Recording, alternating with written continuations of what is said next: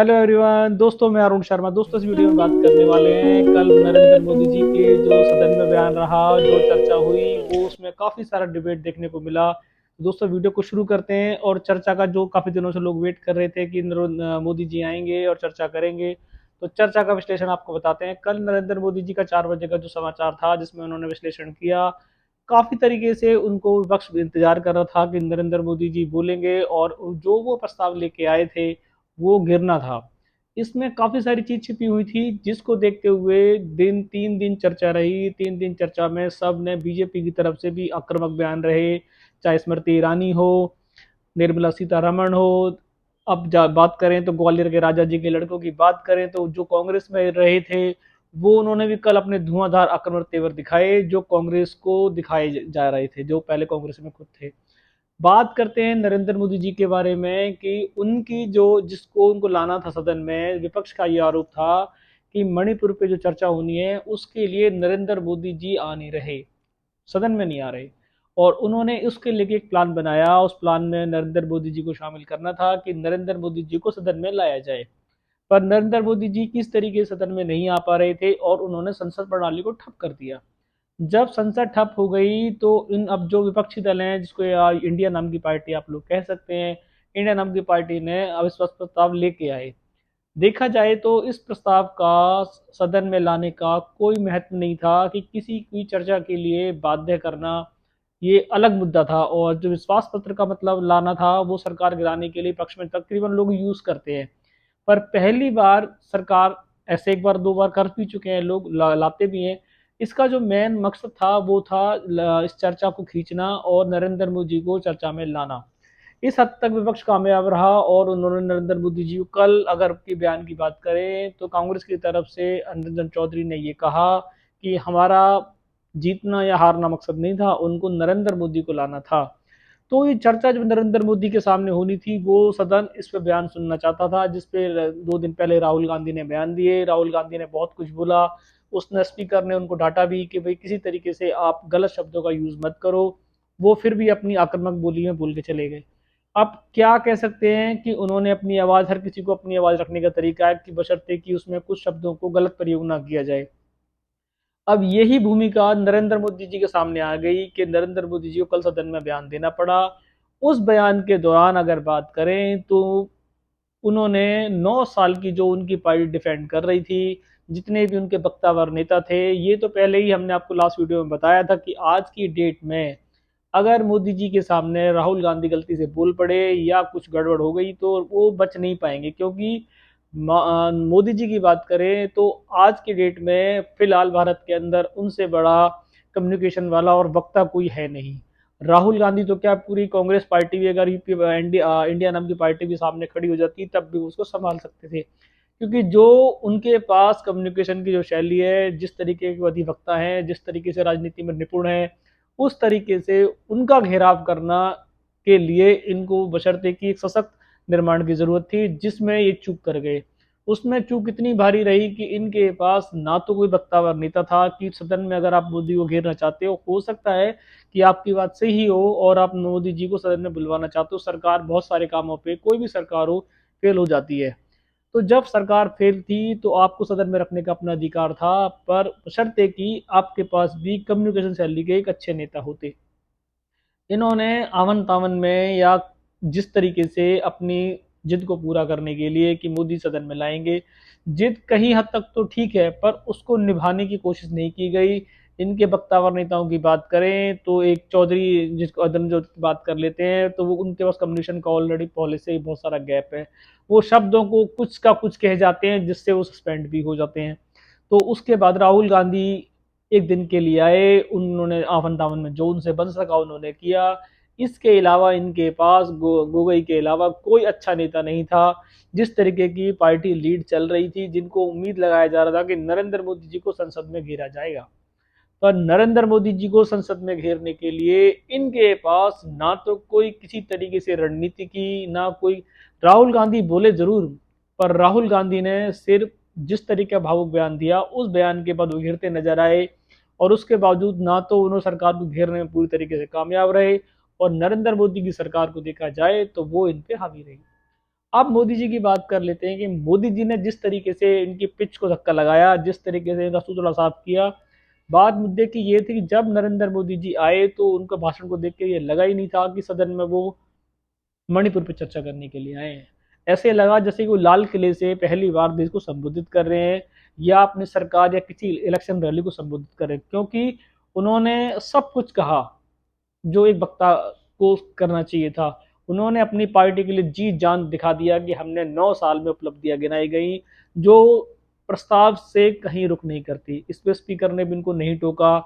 उसमें सदन में वो विपक्ष बैठा रहा, विपक्ष ने उनसे बार बार ये डिमांड की कि मणिपुर मुद्दे पे बोलो, पर मोदी जी उनकी बात को सुनने को तैयार नहीं थे। मोदी जी ने अपनी बातों को बड़े तरीके से रखा, जिससे कि ना तो विपक्ष में ये लगा कि वो गलत बोल रहे हैं, और बार बार उन्होंने बिरला जी का भी ध्यान रखा। आदरणीय आदरणीय का शब्द उन्होंने 100 बार कम से कम यूज किया होगा, ताकि बिरला जी को आप देखते हैं, स्पीकर जी को, तो वो हर किसी को तकरीबन बैठा दिया जाता है, पर एक मोदी जी को कल एक बार भी उनको इस सभा में ऐसा नहीं मिला कि उनको स्पीकर की तरफ से कोई इंटीमेशन दी गई हो। उन्होंने उनका बहुत ध्यान रखा और बोलते रहे कि भाई आदरणीय जी। तो ये एक अधिवक्ता की सूची है कि वो सामने वाले को कितना सम्मान दे रहा है, और मोदी जी ने मणिपुर का मुद्दा बताया या नहीं बताया, पर देखा जाए तो उन्होंने अपनी पार्टी को डिफेंड बहुत अच्छी तरीके से किया, जिससे मणिपुर का मुद्दा नदारद था। अब विपक्ष की बात कर लेते हैं। विपक्ष की अगर ये जिद थी, पहले तो विपक्ष को संसद में ये मुद्दा ठप नहीं करना चाहिए था, संसद में ये मुद्दे पे बात करनी चाहिए थी। सिर्फ वो अगर वो मोदी जी को बुलवाना चाहते थे तो उसके लिए उनको एक रणनीति की जरूरत थी, जो कल चारों खाने चित नजर आई। और गोगोई ने और इनकी पार्टी ने जिस तरीके से संसद का घेराव किया, जिस तरीके से वो प्रस्ताव लेके आए, उस प्रस्ताव में जब सामने वाले को आप छेड़ते हो तो आपका भी फर्ज ये बनता है कि आप डट के मुकाबला करो। हुआ क्या? मोदी जी का घेराव करने के लिए इन्होंने उल्टी सीधी रणनीति बनाई, जिस तरीके से कोई कारगर साबित नहीं हुई। ना तो ये अपने मुद्दे रख पाए, ना ये मणिपुर के हिस्से की बात कर पाए, ना ये न्याय दिलवा पाए, बल्कि सदन में अपनी किरकिरी करा पाए। ये तो इनको निश्चित था कि इनका आंकड़ा प्रस्ताव में पास नहीं हो सकता। सिर्फ एक जिद थी कि मोदी जी को बुलवाएंगे और मोदी जी से सुनेंगे। जब मोदी जी 2 घंटे का भाषण दे रहे थे, सदन में ये बैठे हुए थे, चाहे भाषण 4 घंटे का क्यों ना हो, पर अगर लेफ्ट वहां से मूव कर जाता है तो इससे बड़ा मंजर बयान नहीं किया जा सकता। आपकी हार हुई है या जीत हुई है वो एक अलग बात थी, पर मोदी जी के सामने कल ये वहां से भागते खड़े हुए, इससे विपक्ष की बहुत किरकिरी हुई। गोगोई को भी लास्ट में जब इनको मौका मिलता तो ये अपने बयान रख सकते थे कि सर आपने मणिपुर पे कुछ बात नहीं कही, वो तो बात ठीक थी, पर विपक्ष वहां से मोदी जी के भाषण को लेफ्ट कर गया। इससे इनकी नाकामी और बढ़ गई कि आप किसी को ललकारते हो, पर ललकारने के बावजूद जब दूसरे की बारी बोलने की आती है तो आप मैदान छोड़ के भाग जाते हो। तो क्या जनता आप पे विश्वास करेगी? मोदी जी ने चाहे डिफेंड किसी तरीके, उन्होंने यही कहा कि मणिपुर के लिए अमित शाह जी ने सारा कुछ बयान कर दिया है। अगर अमित शाह को बयान देना था तो दे चुके थे।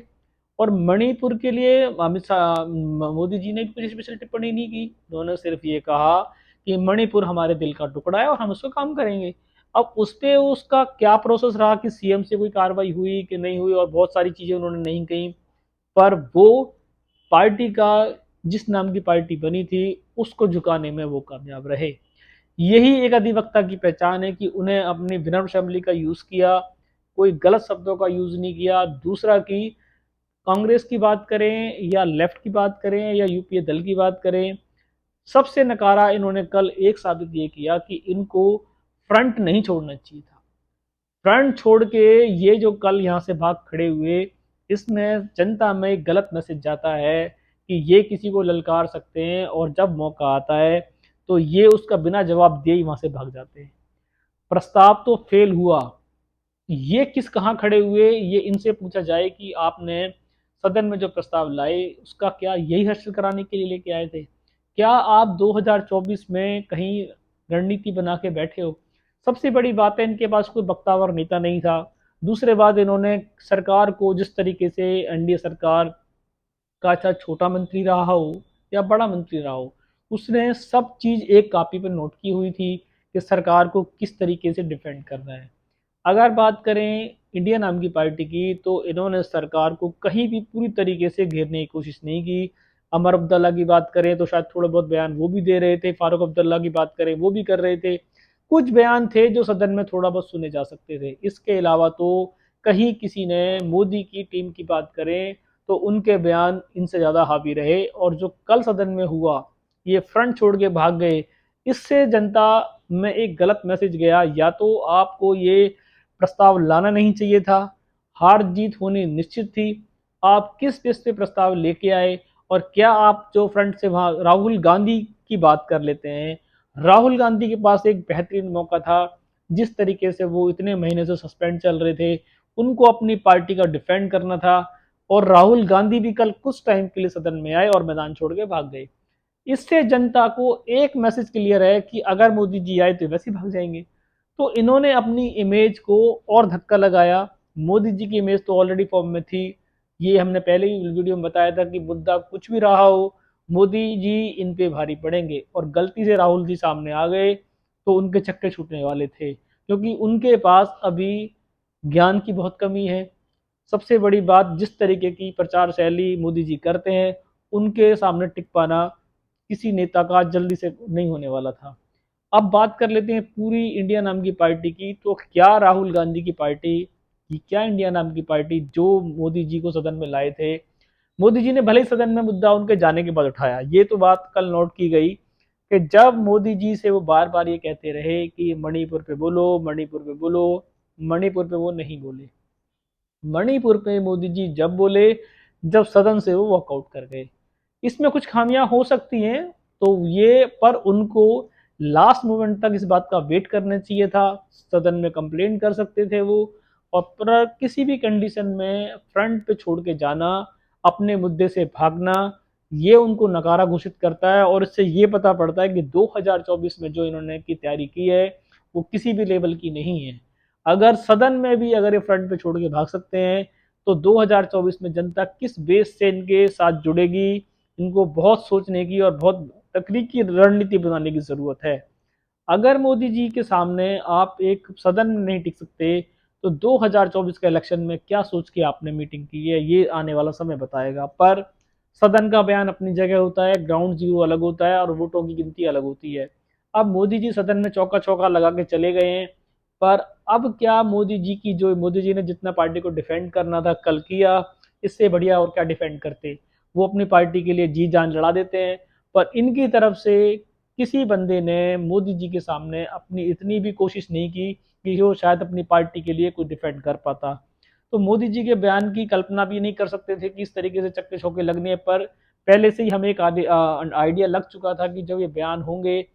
पर इतनी कल्पना नहीं की थी कि सदन में से वॉकआउट आप वैसे डेली कर जाते हो, वो एक अलग मुद्दा हो जाता है, आपके विचार नहीं मिलते। पर अगर आप एक प्रस्ताव लाते हो और उस प्रस्ताव के दौरान आप सामने वाले को सुन नहीं सकते, आप उसका मुकाबला नहीं कर सकते, तो किसी भी कंडीशन में आपको ये प्रस्ताव नहीं लाना चाहिए था। आपको किरकिरी भी हुई और फ्रंट पे छोड़ने वाले का साथ तो कोई भी नहीं देता। तो कांग्रेस हो, यूपी हो या इंडिया नाम की पार्टी हो, जिस तरीके से बयान ये नहीं दे पाए, इनकी हार हो गई, वो जनता को समझ में आता है। पर आप मोदी जी का पूरा बयान ना सुन के सदन को छोड़ के जाना, आपका जो नकारात्मक है वो बहुत गलत साबित जाता है। तो इससे अब एक मैसेज जाता है कि मोदी जी से अगर ये मुकाबला करना चाहते हैं, चाहे वो सदन है, चाहे क्रिकेट, चाहे ये उनका आने वाला 2024 का संग्राम है, उसमें इनको मेन तो अपने कार्यशैली पर ध्यान देने की जरूरत है और एक रणनीतिकार की जरूरत है, जिससे कि ये सदन की और आगे जाके जनता के मूड को समझें कि हमें वास्तव में क्या करना है, क्या नहीं करना है। एक नेता चल रहा है तो सारे नेता चल रहे हैं। इस तरीके की आवाजाही 2024 में इनके लिए बहुत गलत साबित होगी। कल जो सदन में ये फ्रंट छोड़ के भागे हैं, इसे किसी भी अच्छी तरीके से नहीं दिखा जा सकता। चाहे मोदी जी इनकी खिंचाई कर रहे थे, वक्त सबको मिला था, राहुल गांधी जी को भी मिला था, विपक्ष को भी मिला था और आपको भी मिला था। हर किसी को सदन में बोलने का अधिकार है, बात रखने का अधिकार है। जब बीजेपी एनडीए सरकार का कोई नेता वॉकआउट नहीं करके गया, तो आपको वॉकआउट करके नहीं जाना चाहिए था। इससे साफ साफ होता है कि किसी भी तरीके से ये प्रस्ताव गलत तरीके से लाया गया। इसको प्रस्ताव को लाने की कोई ज़रूरत नहीं थी। अगर आपको ऐसे ही वॉकआउट करना था तो आप मोदी जी से कहीं-कहीं बात कर सकते थे। पर इतना बड़ा झमेला आपने इकट्ठा किया और उसमें एकजुटता दिखाई, पर कल भागते समय आप सारे फिर एकजुट हो गए। इससे सदन की गरिमा को भी ठेस लगी कि आप किसी प्रस्ताव को लाते हो और लाने वाला ही भाग जाता है, तो ये एक अनैतिक है, इसको नैतिक नहीं ठहराया जा सकता। और मोदी जी की बात करें, तो चाहे उन्होंने अपनी सरकार की बड़ाई की हो, वो उनका काम है, हर कोई अपनी अपनी पार्टी को डिफेंड करेगा, चाहे वो कुछ भी। पर अगर विपक्ष, अगर यूपीए सरकार, अगर एनडीए इंडिया नाम की पार्टी मोदी जी के सामने उनकी पार्टी के जो गलत काम हुए वो नहीं पेश कर सकती, तो उससे तो वो पार्टी को फायदा ही होगा। जिसमें कल ये बता ही नहीं पाए कि हमारी और क्या किस चीज़ों से नाखुश है, किन चीज़ों से इंडिया जो नाम की पार्टी है उनको परेशानी हो रही है या जनता परेशान है। मणिपुर के लिए भी ये लास्ट मोमेंट तक वहाँ वेट नहीं कर पाए और मोदी जी को जो कहना था फिर मणिपुर के लिए दो शब्दों में उन्होंने कहा, जो पहले भी कह चुके थे कि मेरा दिल करुणा से भरा हुआ है, वगैरह वगैरह। पर कल इनकी एक बहुत बुरी तरीके से हार देखी जा सकती है। इस हार से इनको एक सबक लेने की ज़रूरत है कि मोदी जी से बात करने के लिए अगर दोबारा कभी ये प्रस्ताव की सोचते हैं, तो पहले इनको एक रणनीति बनाने की ज़रूरत है, उनको घेरने की ज़रूरत है और दूसरा इनके पास एक अच्छे वक्ता की ज़रूरत है। और लास्ट जाते-जाते हुए कि इनको कभी किसी को चैलेंज करें, तो उसमें इनको फ्रंट छोड़ के भागने की ज़रूरत नहीं है। हार-जीत पहलू हो सकती है, पर फ्रंट से भागना किसी भी सरकार को शोभनीय नहीं देता। मणिपुर की जनता आपसे उम्मीद लगाए बैठी थी कि आपने सदन में प्रस्ताव लाए हो। मणिपुर की जनता क्या उम्मीद करेगी कि आप तो पहले ही भाग गए वहां से। वो सरकार अगर कुछ नहीं कर रही थी तो आप तो करने के लिए कुछ लाए थे, पर आप ही फ्रंट से गायब हो गए, तो दूसरी सरकार के तो हाथ खुले हुए हैं, तो उसको तो फर्क ही नहीं पड़ा कुछ। दोस्तों, इसमें डिबेट में बहुत सारी नसीहत छुपी थी, जो अभी इनका टेस्ट होना बाकी था इंडिया नाम की पार्टी का, जो लगभग हो चुका है। अभी किसी भी तरीके से अगर कल की इनकी बात देखी जाए, उस बात के चलते अभी इंडिया नाम की पार्टी में बहुत काम की ज़रूरत है, बहुत सोच विचार की ज़रूरत है, ताकि आने वाले समय में मोदी जी को घेराव की तो बात छोड़ो, अगर ये किसी भी तरीके से अपने मुद्दे को रखने में सफल हो जाएंगे, तो शायद जनता की आवाज़ बन पाएंगे, नहीं तो फिर ये इस तरीके की जिस तरीके से कल हार हुई है वो इनको आए दिन होती रहेगी। दोस्तों, डिबेट बहुत सारी हैं, इस पे नई प्रतिक्रिया बहुत सारी आई थी जो हमने आपको बताई है। किस तरीके से मोदी जी ने कल पार्टी को डिफेंड किया और उन्होंने गरिमा की सदन को बना के रखा और फ्रंट तक वो वेट करते रहे। ये उनका एक सकारात्मक मैसेज जाता है। अगर यूपीए सरकार, एनडीए सरकार की बात, इंडिया नाम की पार्टी की बात कर लेते हैं, तो कल उन्होंने हार जीत का फैसला देखे बिना ही जिस तरीके से मैदान को छोड़ के भागे, ये किसी भी सूरत में सही नहीं है। अब इसको इनके रिजल्ट सामने आएंगे कि जनता इनसे कितना जुड़ेगी या जनता से ये कितना जुड़ पाएंगे। दोस्तों, मिलते हैं फिर नए डिबेट के साथ, तब तक अपना ध्यान रखें। नमस्कार दोस्तों।